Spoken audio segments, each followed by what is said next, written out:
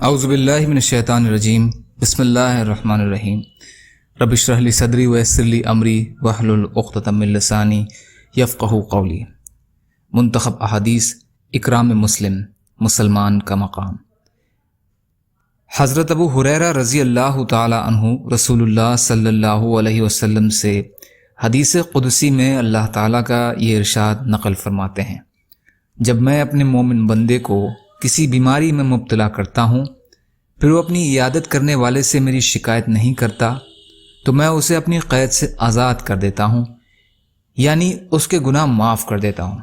پھر اسے اس کے گوشت سے بہتر گوشت دیتا ہوں اور اس کے خون سے بہتر خون دیتا ہوں، یعنی اس کو تندرستی دے دیتا ہوں۔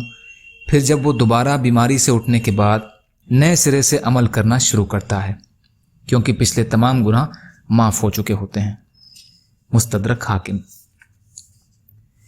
حضرت ابو ہریرہ رضی اللہ تعالیٰ عنہ روایت کرتے ہیں کہ نبی کریم صلی اللہ علیہ وسلم نے ارشاد فرمایا، جس شخص کو ایک رات بخار آئے اور وہ صبر کرے اور اس بخار کے باوجود اللہ تعالیٰ سے راضی رہے، تو وہ اپنے گناہوں سے اس طرح پاک صاف ہو جائے گا جیسا کہ اس دن تھا جس دن اس کی ماں نے اس کو جنا تھا۔ ابن ابی الدنیا ترغیب۔ یا اللہ ہم سب کو کہنے سننے سے زیادہ عمل کی توفیق عطا فرما۔ یا اللہ مظلوموں کی مدد فرما، ہم سب کو اپنی استطاعت کے بقدر اپنا حق ادا کرنے والا بنا۔ یا اللہ رحم کا، کرم کا، عافیت کا معاملہ فرما۔ یا اللہ آپ قادر مطلق ہیں، آپ کے لیے ہر چیز آسان ہے۔ یا اللہ ہمارے لیے بھی آسانیاں پیدا فرمائیے۔ یا اللہ ہر خیر کی چیز میں برکت عطا فرمائیے۔ یا اللہ ہر شر کی چیز سے ہماری حفاظت فرمائیے۔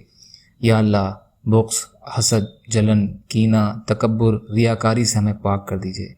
یا اللہ آپ جیسا بہتر سمجھیں ویسے ہماری حفاظت فرمائیں۔ اللہم اغفر لی وارحمنی برحمتک یا ارحم الراحمین۔